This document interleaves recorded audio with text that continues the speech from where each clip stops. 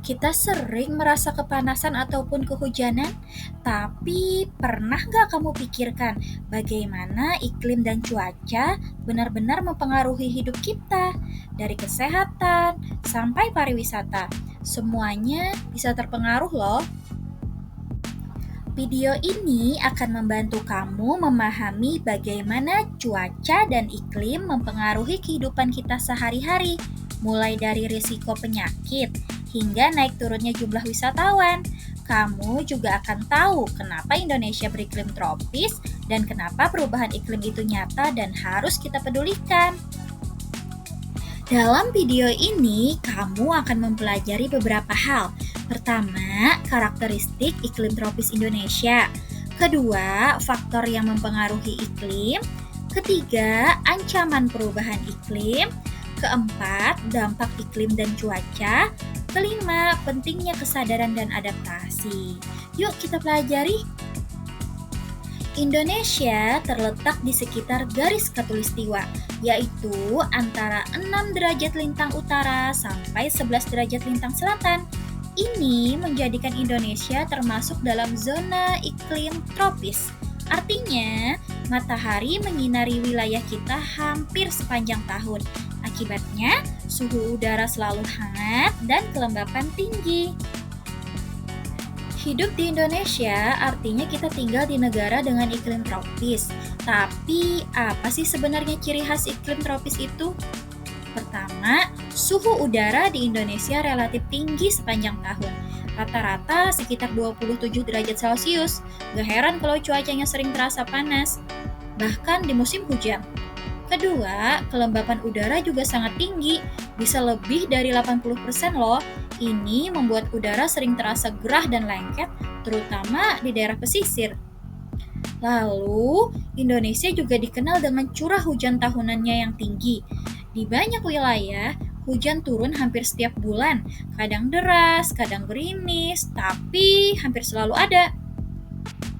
Dan terakhir, di Indonesia, kita tidak mengenal 4 musim seperti di negara subtropis. Di sini hanya ada 2 musim utama, yaitu musim hujan dan musim kemarau. Kombinasi dari suhu panas, kelembapan tinggi, dan banyak hujan inilah yang membuat iklim Indonesia sangat khas. Dan tentu saja penuh tantangan dan peluang dalam kehidupan sehari-hari. Iklim di Indonesia terbentuk dari perpaduan berbagai faktor alam yang unik. Pertama, letak geografis dan astronomis Indonesia yang berada di sekitar garis ekuator atau khatulistiwa, membuat wilayah kita menerima sinar matahari hampir sepanjang tahun. Akibatnya, suhu udara cenderung tinggi dan kelembapannya pun besar. Kedua, hadirnya angin muson sangat berperan. Muson barat datang sekitar bulan November hingga Maret, membawa angin dari Asia yang basah dan menyebabkan musim hujan. Sebaliknya, muson timur datang dari Australia sekitar April hingga Oktober, membawa udara yang kering dan menyebabkan musim kemarau. Ketiga, topografi Indonesia yang bergunung-gunung juga mempengaruhi curah hujan loh. Di daerah pegunungan, angin yang naik ke lereng akan membentuk awan dan menghasilkan hujan lebih sering. Fenomena ini dikenal sebagai hujan orografis. Dan yang keempat, arus laut serta kondisi laut sekitar Indonesia turut mempengaruhi pembentukan awan dan hujan. Laut yang hangat mendorong penguapan tinggi, yang kemudian bisa menghasilkan awan hujan dalam jumlah besar. Semua faktor ini bersatu menciptakan iklim tropis yang khas di Indonesia, tapi juga membuat cuaca di negara kita bisa berubah sangat cepat. Perubahan iklim bukan cuma soal suhu bumi yang makin panas. Salah satu bentuk nyatanya bisa kita lihat dari fenomena El Nino dan La Nina. Saat terjadi El Nino, suhu permukaan laut di Samudra Pasifik bagian tengah dan timur mengalami pemanasan. Hal ini mengganggu pola angin dan curah hujan, sehingga banyak wilayah di Indonesia mengalami kemarau panjang. Akibatnya, tanaman gagal panen, kekeringan meluas, dan ancaman kebakaran hutan meningkat. Sebaliknya, saat La Nina datang, suhu laut mendingin dari biasanya. Dampaknya, curah hujan di Indonesia bisa meningkat drastis, hujan ekstrim, banjir bandang, dan tanah longsor jadi lebih sering terjadi. Maka dari itu, penting bagi kita untuk memahami gejala-gejala ini supaya kita bisa lebih tanggap, terutama dalam sektor pertanian, transportasi, dan penanggulangan bencana. Kita sering dengar istilah efek rumah kaca, tapi apa sih sebenarnya yang dimaksud? Efek rumah kaca adalah proses alami yang sebetulnya penting untuk menjaga suhu bumi tetap hangat dan layak huni. Tapi masalah muncul ketika gas-gas rumah kaca seperti karbon dioksida, metana, dan lainnya menumpuk terlalu banyak di atmosfer. Penumpukan ini membuat panas dari sinar matahari terjebak di permukaan bumi. Akibatnya, suhu global terus meningkat. Inilah yang kita kenal sebagai pemanasan global. Dampaknya gak main-main loh.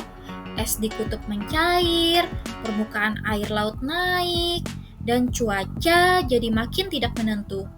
Banjir di daerah pesisir, gelombang panas ekstrim, hingga kerusakan ekosistem mulai terjadi di berbagai belahan dunia, termasuk Indonesia.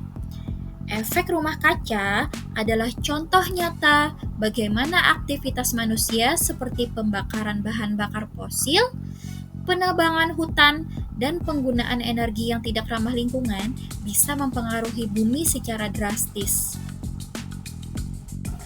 Selain efek rumah kaca, ada satu lagi ancaman besar bagi atmosfer kita, yaitu penipisan lapisan ozon. Lapisan ozon berada di bagian atas atmosfer dan berfungsi seperti perisai pelindung, menyaring sinar ultraviolet dari matahari agar tidak langsung mencapai bumi.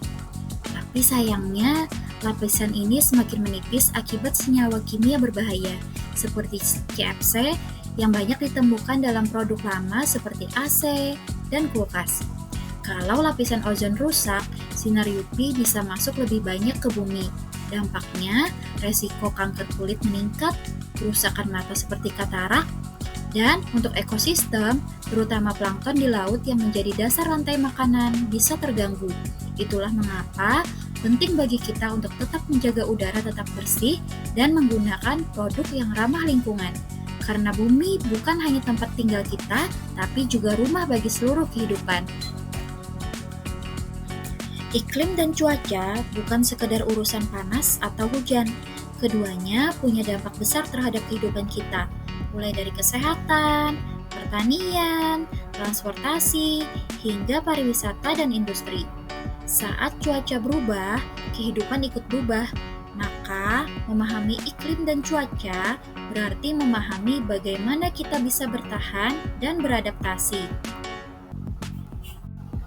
Cuaca dan iklim punya dampak langsung pada kesehatan. Saat musim hujan, penyakit menular seperti DBD dan malaria mudah sekali menyebar. Di musim kemarau, udara kering dan debu bisa memicu gangguan pernapasan. Dan saat suhu sangat panas, risiko heat stroke dan dehidrasi jadi ancaman nyata. Cuaca bukan sekedar kenyamanan, tapi soal kesehatan. Di dunia transportasi, cuaca jadi faktor penting. Kabut tebal atau hujan deras bisa mengurangi jarak pandang dan membahayakan perjalanan. Banjir bisa merusak jalan dan memicu kemacetan. Cuaca ekstrim juga sering menyebabkan penundaan penerbangan atau pelayaran. Maka, cuaca buruk bukan hanya soal basah-basahan, tapi bisa melumpuhkan mobilitas. Pertanian sangat bergantung pada cuaca dan iklim. Ketika musim tanam dan panen bergeser, petani kesulitan menentukan waktu yang tepat. Kekeringan atau banjir bisa menyebabkan gagal panen, dan perubahan iklim yang makin tidak menentu membuat pertanian jadi penuh resiko. Pariwisata, terutama wisata alam, sangat bergantung pada cuaca cerah. Saat hujan deras atau cuaca buruk, jumlah wisatawan bisa langsung menurun. Bahkan, perubahan iklim jangka panjang dapat merusak ekosistem wisata seperti terumbu karang yang memutih dan mati. Dalam bidang industri, gangguan distribusi dan logistik sering terjadi saat cuaca buruk seperti banjir atau badai. Jalan dan jalur pengiriman jadi macet, barang jadi terlambat sampai ke tujuan. Ini bikin proses produksi ikut terhambat. Kemudian, banyak industri yang butuh bahan baku dari pertanian. Nah, kalau cuaca ekstrim, merusak tanaman, bahan baku jadi susah didapat dan produksi menurun. Terakhir, energi dari pembangkit listrik tenaga air atau PLTA sangat bergantung sama curah hujan. Kalau hujan sedikit atau pola cuaca berubah, pasokan listrik bisa terganggu dan berdampak ke industri.